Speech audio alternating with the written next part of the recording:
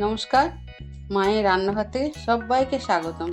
আজকে আমি দুধ পুলি বানাবো। সেই জন্য এখানে 1 বাটি চালের গুঁড়ো নিয়েছি, এটা সেদ্ধ চালের গুঁড়ো। আর এখানে একটা বাটি নিচ্ছি, এখানে ফুটন্ত জল দিচ্ছি। জল ফোটার সময় আমি পরিমাণ মতো নুনটা দিয়েছি, তো ওই জলটা আমি একদম অল্প অল্প দিয়ে মাখবো।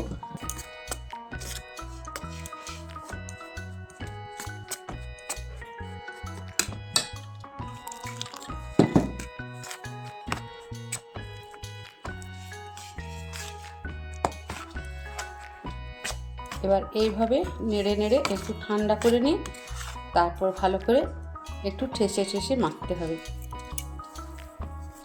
একটু হালকা ঠান্ডা হয়েছে, এবার আমি হাত দিয়ে একটু ভালো করে ঠেসে ঠেসে মাখতে হবে, তাহলে খুব ভালো চালের গুঁড়োটা একটু হালকা সেদ্ধ হয়ে যাবে। মাখা হয়ে গেছে, এবার আমি ঢাকা দিয়ে রেখে দেবো, কারণ চালের আটা মাখা হয়ে গেলে সঙ্গে সঙ্গে ঢাকা দিয়ে রাখবেন, নাহলে ভিজে ন্যাকড়া দিয়েও ঢেকে রেখে দিতে পারেন। এখানে আমি পুরটা করে নিয়েছি, তো কীভাবে করেছি সে ভিডিওটা আমি দেখাতে পারলাম না, কারণ এখানে আমার ছানা আছে 500-র মতো, আর একটু কেনা সন্দেশ আর মিল্ক পাউডার দিয়ে আর চিনি দিয়ে এটাকে আমি পুরটাকে বানিয়েছি। তবে নারকেলের সন্দেশ দিয়েও করা যায়, নারকেল নাড় বা নারকেলের ছাই দিয়ে। তো আমি এটা এইভাবেই করেছি, তবে যতটুকু পুরে লাগবে ততটুকুই দেবো, বাকিটা আমি যে দুধের গ্রেভিটা করব সেই দুধের ইয়েতে দিয়ে দেবো। আমি এই থালাতে আবার তুলে নিলাম, একটু ঘি দিয়ে দিচ্ছি। তবে এই ঘি দিচ্ছি এটা আমার শাশুড়ি মায়ের কাছ থেকে শেখা। শাশুড়ি মা যখনই দুধ পুলি করতেন তখন এইভাবে ঘি দিয়ে মাখতেন। তবে সেদ্ধ পিঠেতে এটা ব্যবহার করা যায় না, দুধ পুলি করলে একটু ঘি দিয়ে মাখলে তাহলে পাকাতেও আপনার খুব সুবিধা হবে। এই দেখুন থালাতেও লাগছে না, আবার হাতে যখন পাকাবেন তখনও লাগবে না। কত মসৃণ হয়ে গেল দেখুন।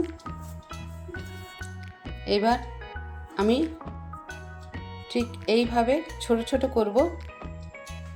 দুধ পুলি কি একদম অরিজিনাল যে দুধ পুলি সেটা এইভাবে, আসল দুধ পুলি কিন্তু এটা।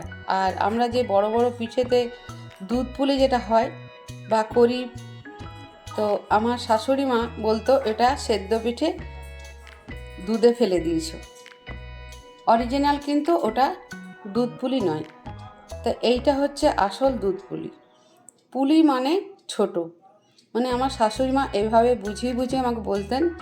তো আমি দুধ পুলি করলে ঠিক এইভাবে করি, আর খেতেও খুব সুন্দর হয়। একটু হাতে ঘি মাখিয়ে নেবেন, খেতেও খুব টেস্টি হবে। দেখুন একদম ছোট ছোট। আমি আরেকটা পাকিয়ে দেখিয়ে দিচ্ছি। একটু করতে হয়তো সময় লাগবে, কিন্তু খেতে খুব সুন্দর লাগে।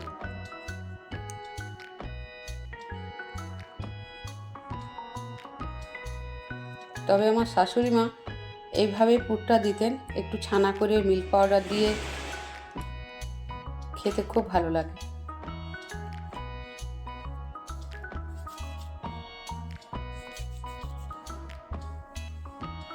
বাকিগুলো এবার বানিয়ে নিচ্ছি আমি। সবগুলো দেখুন খুব সুন্দর করে আমি তৈরি করে নিয়েছি। ঠিক এরকম ছোট ছোট করেছি। এবার পরের স্টেপে যাব। গ্যাস জেলে কড়া বসিয়ে দিয়েছি। এবার প্রথম আমি সামান্য একটু জল দিয়ে দিলাম, কারণ এটা একটা টিপস।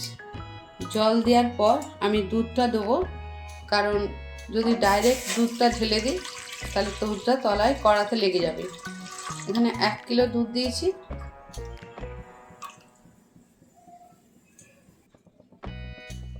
দুধটা খুব ভালো করে প্রথমে ফুটিয়ে নিতে হবে। দুধটা ফোটার পর আমি পিঠেগুলো দেবো।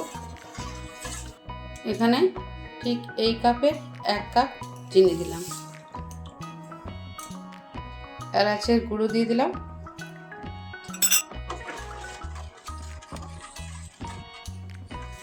দুধটা খুব ভালোভাবে ফুটে গেছে।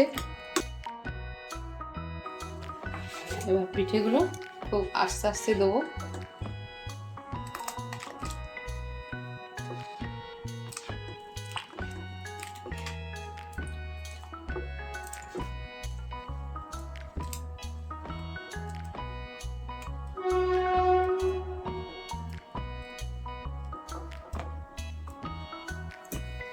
এখন আমি পিঠেগুলো হাত দেবো না, কারণ একদম কাঁচা আছে। আবার একটু ফুটে উঠলে তারপর হাতায় করে নাড়ব। 2 মিনিট ফুটিয়ে নিয়েছি। এবার ঠিক এইভাবে কাঠের হাতা বা স্টিলের হাতাতেও এইভাবে খুব আস্তে আস্তে নেড়ে দিতে হবে, নাহলে ভেঙে যাবে। তবে সঙ্গে সঙ্গে নাড়বেন না, কাঁচাতে পিঠেগুলো ভেঙে যেতে পারে। এবার যে আমি পুরটা করেছিলাম সেই পুরটা আমি দিয়ে দিচ্ছি, কারণ এটা ছানাটা ধুয়ে আমি পুরটা তৈরি করেছিলাম, তবে দুধ কেটে যাবার কোনো ভয় নেই। এবার দেখুন সব পিঠেগুলো সব ভেসে উঠেছে। যখনই জানবেন ভেসে উঠছে তারপর থেকে 10 মিনিট ফোটালেই যথেষ্ট। হয়ে গেছে, আর পুলিগুলো খুব ভালোভাবে সেদ্ধ হয়ে গেছে, আর দুধটাও ঘন হয়ে গেছে দেখুন। এবার গ্যাসটা নিভিয়ে দেবো। গ্যাসটা নিভিয়ে তারপর আমি গুড়টা দেবো। এবার খেজুরের গুড়টা দেবো, কিন্তু খেজুরের গুড় খুব গরম অবস্থাতে দেওয়া যাবে না, কারণ গুড় দিলেই দুধটা কেটে যাবে। ঠিক এইভাবে আঙুলটা যখন আপনি ডোবাতে পারবেন তখন গুড়টা দেওয়া যাবে। 1 কাপ আমি এই কাপের মাপেই চিনি দিয়েছিলাম, আর এই কাপের মাপেই আমি গুড়টা দিয়ে দিলাম।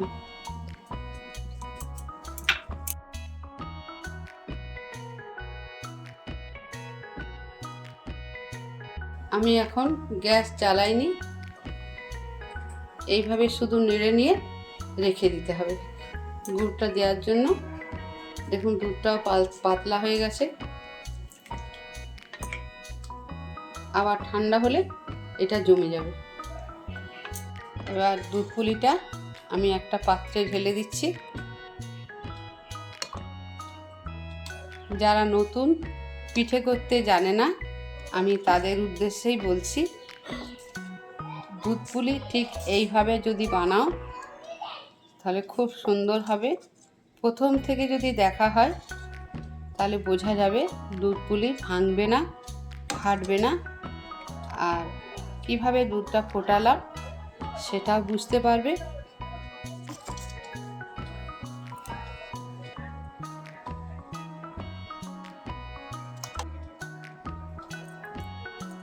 দুধ পুলির ভিডিও আপনাদের কেমন লাগলো ছোট্ট করে মতামত যাবেন, এটা আমার অনুরোধ। মতামত দিলে আমি কাজের উৎসাহ পাবো। ভিডিওটা লাইক, শেয়ার, সাবস্ক্রাইব করার অনুরোধ রইল। সবাই ভালো থাকুন, সুস্থ থাকুন। ধন্যবাদ।